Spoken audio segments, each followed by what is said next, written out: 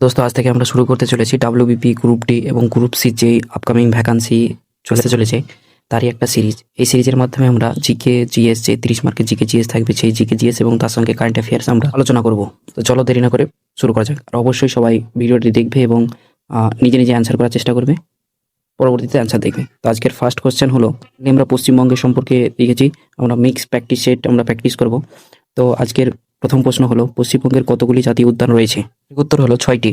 পশ্চিমবঙ্গের জীববৈচিত্র্য সমৃদ্ধ মোট 6টি জাতীয় উদ্যান রয়েছে। সেটা কি? সুন্দরবন জাতীয় উদ্যান, জলদাপাড়া জাতীয় উদ্যান, গরুমারা জাতীয় উদ্যান, নেওড়া ভ্যালি জাতীয় উদ্যান, বক্সা জাতীয় উদ্যান এবং সিঙ্গিলীলা জাতীয় উদ্যান। পরবর্তী প্রশ্ন হলো, কোন শহরকে উত্তর পূর্ব অঞ্চলের প্রবেশদ্বার বলা হয়ে থাকে? তো সবাই অবশ্যই অ্যান্সার করার চেষ্টা করবে এবং এটা সঠিক উত্তর হলো শিলিগুড়ি।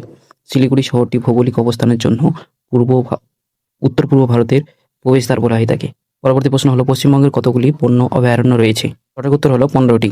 পশ্চিমবঙ্গে বর্তমানে মোট 15টি বন্য প্রাণী অভয়ারণ্য রয়েছে। এই অভয়ারণ্যগুলো কি করে? বিভিন্ন প্রাণী উদ্ভিদের বাসস্থান হিসাবে কাজ করে এবং জীববৈচিত্র্যের একটি সংরক্ষণের একটি গুরুত্বপূর্ণ ভূমিকা গ্রহণ করে। এগুলির মধ্যে উল্লেখযোগ্য কয়েকটি অভয়ারণ্যের মধ্যে হচ্ছে মহানন্দা, বেতুয়া দহুরি, সজনেখালি ইত্যাদি।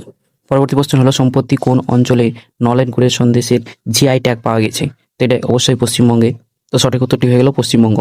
পশ্চিমবঙ্গের বিখ্যাত নলেন গুড়ের সন্দেশ ও তার স্বাদ এবং ঐতিহ্যের জন্য একে জিএ ভৌগোলিক স্বীকৃতি দেওয়া হয়েছে, অর্থাৎ জিআই ট্যাগ দেওয়া হয়েছে। এটি বাংলার মিষ্টি শিল্পের একটি গুরুত্বপূর্ণ একটি অংশ। পরবর্তী প্রশ্ন হলো, অনুসারী শিল্পের কোথায় গড়ে উঠেছে? তো অনুসারী শিল্প গড়ে উঠেছে হলদিয়ায়। তো এটা সঠিক উত্তর হলো হলদিয়া। হলদিয়া একটি গুরুত্বপূর্ণ শিল্পনগরী। এটি পেট্রোল রসায়ন শিল্পকে কেন্দ্র করে একাধিক অনুসারী শিল্প গড়ে উঠেছে। অনুসারী এখানকার মূল শিল্পের উপজাত দ্রব্যগুলি কাঁচামাল হিসেবে ব্যবহার করা হয়, যেখানে ছোট বড় মাঝারি শিল্পগুলিকে তৈরি করা হয়, সেই জন্য একে অনুসারী শিল্প বলা হয়ে থাকে। পরবর্তী প্রশ্ন হলো, পশ্চিমবঙ্গের তুলাইপঞ্জি চাল কত সালে জিআই ট্যাগ পায়? তো পশ্চিমবঙ্গে যে তুলাইপঞ্জি চাল আছে সেটা 2017 সালে জিআই ট্যাগ পেয়েছিলেন। তো এটা সঠিক উত্তর হয়ে যাবে অপশন সি, 2017 সাল। পশ্চিমবঙ্গের উত্তর দিনাজপুরের বিখ্যাত সুগন্ধি চাল তুলাইপঞ্জি তার বিশেষ স্বাদের জন্য, এই গন্ধের জন্য 2017 সালে এটাকে জিআই ট্যাগ দেওয়া হয়ে গেছে। পরবর্তী প্রশ্ন হলো, ভারতের রুট কাকে বলা হয়ে থাকে? তো ভারতের রুট অবশ্য সবাই জানো, সেটা দুর্গাপুরকে বলা হয়। এটা উত্তর হয়ে যাবে দুর্গাপুর। জার্মানির রুট শিল্পাঞ্চলের মতো দুর্গাপুর কয়লা খনির জন্য বিখ্যাত। এছাড়াও এখানে একাধিক লৌহ ইস্পাত কারখানা রয়েছে এবং এটি বৃহৎ শিল্পাঞ্চলে পরিণত হয়েছে। এই সাদৃশ্যের জন্য এই ভারতের দুর্গাপুরকে ভারতের রুট বলা হয়ে থাকে। নেক্সট প্রশ্ন হলো, বক্সা জাতীয় উদ্যানে পশ্চিমবঙ্গের কোন অঞ্চলে অবস্থিত? তো বক্সা জাতীয় উদ্যান এটা আলিপুরদুয়ারে অবস্থিত, হয়ে যাবে আলিপুরদুয়ার। বক্সা জাতীয় উদ্যান এবং ব্যাঘ্র প্রকল্প পশ্চিমবঙ্গের আলিপুরদুয়ার জেলায় অবস্থিত। এটি ভুটান সীমান্তের কাছে অবস্থিত। এর জীববৈচিত্র্য এবং বিশেষের জন্য হাতি ও বাঘের জন্য এটা বিশ্ববিখ্যাত।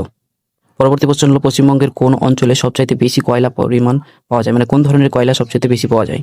তো পশ্চিমবঙ্গের সবচাইতে বিটুমিনাস জাতীয় কয়লা বেশি পাওয়া যায়। তো হয়ে যাবে অপশন বি, বিটুমিনাস। পশ্চিমবঙ্গের রানীগঞ্জ, আসানসোল অঞ্চলের কয়লা খনির জন্য এটা বিখ্যাত, আর এখানে মেইনলি বিটুমিনাস জাতীয় শ্রেণী কয়লা পাওয়া যায়। এটি ভারতের প্রাপ্ত সবচাইতে সাধারণ এবং বাণিজ্যিকভাবে গুরুত্বপূর্ণ কয়লার একটি প্রকার। পরবর্তী প্রশ্ন হলো, কলকাতায় মেট্রো রেল কবে প্রতিষ্ঠিত হয়? কলকাতার মেট্রো রেল প্রতিষ্ঠিত হয়েছিল 1984 সালে। উত্তর হয়ে যাবে অপশন বি। অবশ্যই এগুলো পশ্চিমবঙ্গের, যেহেতু পশ্চিমবঙ্গের পরীক্ষা দিচ্ছে তাই পশ্চিমবঙ্গের সম্পর্কে পড়বে। ভারতের প্রথম মেট্রো রেল পরিষেবা 1984 সালে 24 অক্টোবর কলকাতায় চালু হয়। প্রথম পর্যায়ে এটি এক্সপ্ল্যানেড থেকে ভবানী অর্থাৎ নেতাজি ভবন পর্যন্ত এটি পরিষেবা শুরু হয়েছিল। পরবর্তী প্রশ্ন হলো, পশ্চিমবঙ্গের বর্তমানে কয়েকটি ইউনেস্কো ওয়ার্ল্ড হেরিটেজ সাইটে রয়েছে?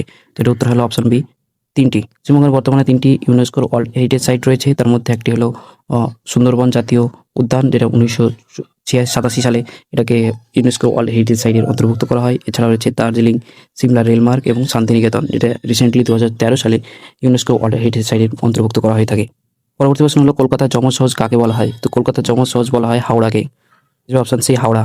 হুগলি নদীর দুই তীরে অবস্থিত কলকাতা এবং হাওড়া শহরকে একে অপরের যমজ বলা হয়, অর্থাৎ টুইন সিটি বলা হয়ে থাকে।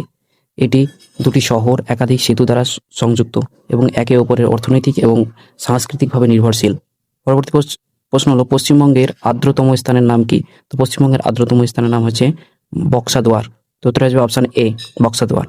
পশ্চিমবঙ্গের আলিপুরদুয়ার জেলার বক্সাদুয়ার হলো পশ্চিমবঙ্গের সবচাইতে আর্দ্রতম স্থান। এখানে বার্ষিক গড় বৃষ্টিপাতের পরিমাণ সবচাইতে বেশি।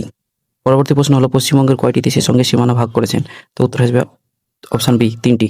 পশ্চিমবঙ্গের 3টি দেশের সাথে আন্তর্জাতিক সীমানা ভাগ করে রয়েছেন, সেগুলি হলো নেপাল, ভুটান আর বাংলাদেশ। প্রশ্ন হলো, পশ্চিমবঙ্গের কোন কোন জেলায় ল্যাটেরাইট টপোগ্রাফি অর্থাৎ মৃত্তিকা দেখতে পাওয়া যায়? তো সেটা হচ্ছে পুরুলিয়া, বাঁকুড়া, বীরভূম এই অঞ্চলে ল্যাটেরাইট মৃত্তিকা দেখা যায়।